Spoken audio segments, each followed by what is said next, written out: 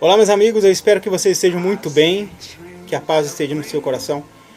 Aqui no canal eu vou trazer agora um vídeo que é maravilhoso. Por que ele é maravilhoso? Porque ele explica de forma resumida a história de Israel e a história de Deus com o homem, a história do contato de Deus com o homem, do homem com Deus, uma história factível, real. E quem conta essa história nesse vídeo que vai mostrar além das palavras é o apóstolo Estevão. O apóstolo Estevão, que foi o apóstolo do Senhor Jesus Cristo, e ele conta essa história de forma resumida. Olha, vai abrir a sua mente, a sua visão, você vai começar a ver o agir de Deus desde Abraão até Cristo, até o Filho de Deus, até esta época atual, onde ele conta ali de forma maravilhosa, de forma muito sábia e inteligente esse processo, tá bom? Deus abençoe. Atos dos Apóstolos, capítulo 7. A defesa de Estevão. O grande sacerdote perguntou a Estevão: o que essas pessoas estão dizendo é verdade? Estevão respondeu: irmãos e pais, escutem. O glorioso Deus apareceu ao nosso antepassado Abraão, quando este morava na região da Mesopotâmia, antes de ir morar na cidade de Harã. E Deus lhe disse: saia da sua terra e do meio dos seus parentes, e vá para uma terra que eu lhe mostrarei. Então ele saiu da Caldeia e foi morar em Harã. Depois que o pai dele morreu, Deus trouxe Abraão para esta terra, onde vocês agora estão morando. Ele não deu a Abraão nem mesmo um palmo desta terra, mas prometeu que ia lhe dar toda esta terra, e que depois ela seria dos seus descendentes. Quando Deus fez essa promessa, Abraão ainda não tinha filho. Ele disse a Abraão: os seus descendentes vão viver como estrangeiros em outra terra.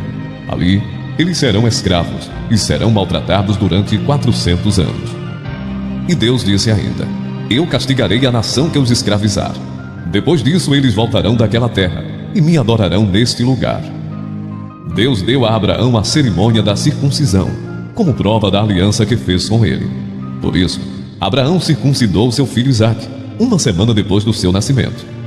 Isaque circuncidou seu filho Jacó, e Jacó fez o mesmo com seus 12 filhos, os patriarcas. Estevão continuou: os irmãos de José tinham inveja dele e o venderam para ser escravo no Egito, mas Deus estava com ele e o livrou de todas as suas aflições. Quando José apareceu diante de Faraó, rei do Egito, Deus lhe deu sabedoria e modos agradáveis, e Faraó o nomeou governador do Egito e do palácio do rei. Depois houve falta de alimentos e muito sofrimento no Egito e em Canaã. Os nossos antepassados não tinham mais o que comer. Mais tarde, Jacó ouviu dizer que no Egito havia trigo e mandou pela primeira vez os nossos antepassados até lá. Na segunda vez, José contou aos seus irmãos quem ele era, e Faraó ficou sabendo da família de José. Então José mandou buscar o seu pai Jacó e todos os seus parentes, a fim de irem para o Egito. Eram 75 pessoas ao todo. Jacó foi para o Egito, e ali ele e os nossos antepassados ficaram morando, até o dia da morte deles. Depois os corpos deles foram trazidos para Siquém e postos no túmulo que Abraão tinha comprado dos descendentes de Amor por um certo preço. Quando estava chegando o tempo de Deus cumprir o juramento que havia feito a Abraão, o nosso povo tinha aumentado muito no Egito. Então, um rei que não sabia nada a respeito de José começou a governar o Egito. Esse rei enganou e maltratou os nossos antepassados, a ponto de obrigá-los a abandonar as suas próprias criancinhas, para que elas morressem. Nesse tempo nasceu Moisés, que era uma linda criança, e durante 3 meses os seus pais cuidaram dele em casa. Mas quando tiveram de abandoná-lo, a filha do rei o adotou, e criou como seu próprio filho. E assim ele foi instruído em toda a ciência dos egípcios, e se tornou um homem que falava e agia com autoridade. Estevão disse ainda: quando Moisés já estava com 40 anos, resolveu ir ver a sua gente, os israelitas.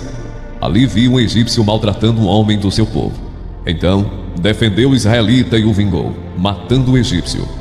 Moisés pensava que os israelitas entenderiam que Deus ia libertá-los por meio dele, mas eles não entenderam. No dia seguinte, Moisés viu 2 israelitas brigando, e tentando apartar a briga disse: homens, escutem, escutem, vocês são irmãos, porque estão brigando? Mas aquele que estava maltratando o outro empurrou Moisés para um lado e disse: quem pôs você como nosso chefe ou nosso juiz? Você está querendo me matar como matou o egípcio ontem? Quando Moisés ouviu isso, fugiu do Egito e foi morar na terra de Midian, e ali nasceram 2 filhos dele.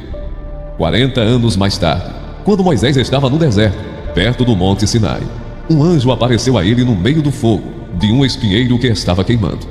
Moisés ficou admirado com o que estava vendo e chegou perto para ver melhor. Então, ouviu a voz do Senhor que disse: Eu sou o Deus dos seus antepassados, o Deus de Abraão, de Isaque e de Jacó. Moisés tremia de medo e não tinha coragem de olhar. Então o Senhor disse: Tire as sandálias, pois o lugar onde você está é um lugar sagrado. Eu tenho visto como meu povo está sendo maltratado no Egito, tenho ouvido os gemidos deles e desci para libertá-los. Agora vou mandar você para o Egito.